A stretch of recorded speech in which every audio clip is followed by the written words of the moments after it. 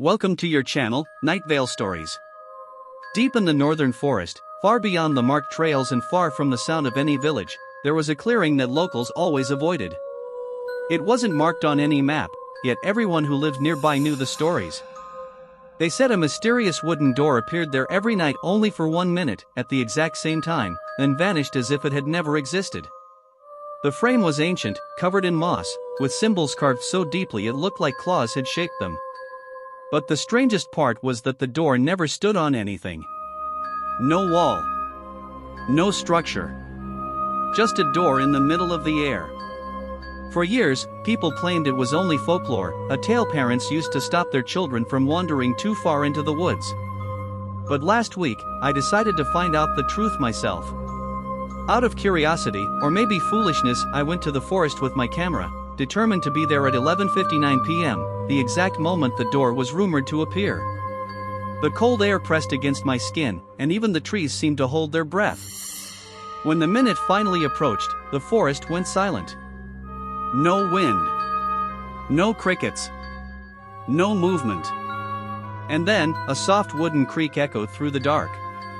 Right in front of me, the door materialized slowly, like smoke solidifying into wood. My hands trembled. The handle twisted on its own, even though no one was touching it. And before I even realized what I was doing, I stepped closer. I don't know what pushed me forward, curiosity or that strange pull the door seemed to have. But when I lifted my hand and touched the cold wooden surface, the forest around me shifted. The leaves rustled even though there was no wind, and the ground vibrated as if something massive had taken a step beneath the soil. The door slowly creaked open, revealing nothing but complete darkness inside. Not a room. Not a tunnel. Just an endless void, swallowing all light. My rational mind screamed at me to run, yet something inside whispered, "Look closer." When I leaned in, the darkness moved. It wasn't empty, it was alive, swirling with shapes I couldn't fully understand. Shadows twisted like they were waiting for me to cross the threshold. My breath froze in my chest. Suddenly, I heard footsteps behind me. I turned, but no one was there. The forest, moments ago silent, now echoed with faint whispers. The voices were distant at first, but then they grew clearer, calling my name. I stumbled back from the door, but the handle snapped shut on its own, as if angry I hadn't stepped through. The symbols on the frame glowed faintly, and the forest fell silent again.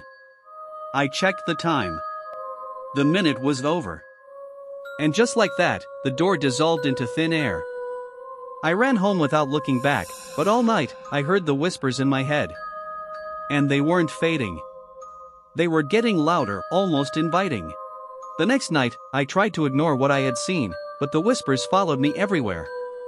They echoed through the hallways, hid behind the hum of my refrigerator, and even slipped into my dreams. Each whisper carried the same message: come back. I tried convincing myself it was stress, imagination, sleep deprivation, anything but the truth.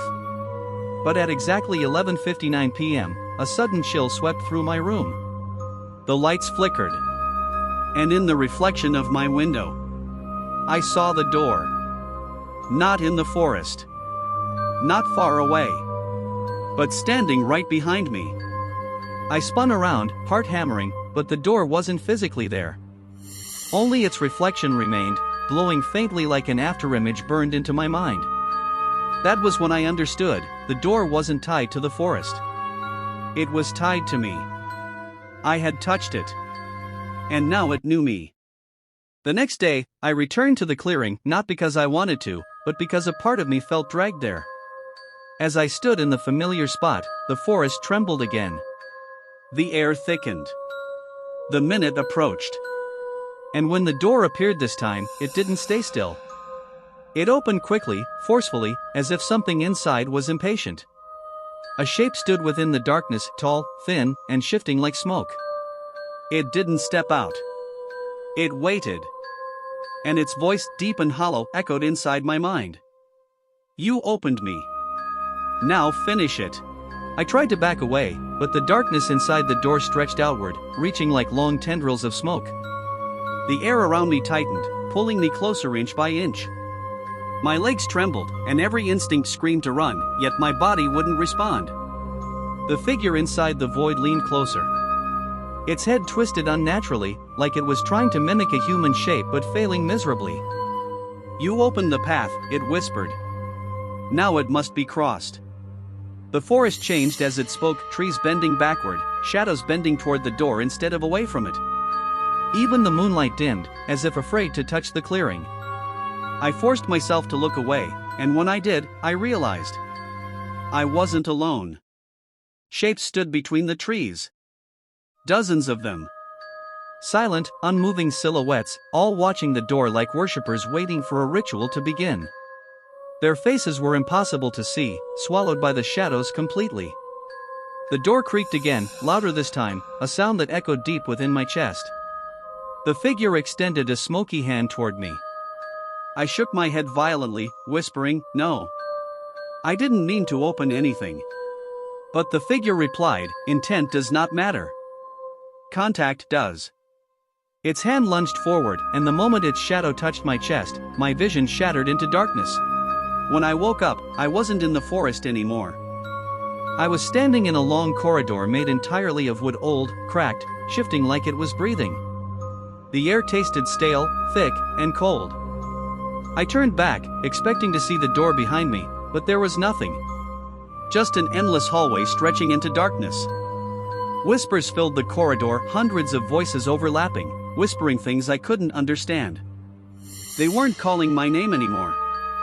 They were arguing about me. I took one step forward, and the hallway groaned under my weight. Another step, and the lights, dim lanterns hanging from the ceiling, flickered wildly. At the far end of the hallway, I saw it, another door. Identical to the one in the forest. But this time, it wasn't closed. Inside it, I could see the forest clearing, the real world only a few meters away. Freedom! I sprinted toward it, but halfway through, the wooden floor splintered beneath me. Hands, cold, skeletal, and endless, reached from the cracks, grabbing my legs, my clothes, anything they could touch. I clawed forward, desperate, dragging myself toward the exit. The whispers screamed in my ears. Just before the hands could pull me fully into the darkness below, I threw myself through the open door. I hit the ground in the forest, gasping for air. But the clearing was different now. The grass was dead. The sky was darker. And the door didn't disappear. It stayed behind me, open, waiting. Because once you enter its world, you never truly leave.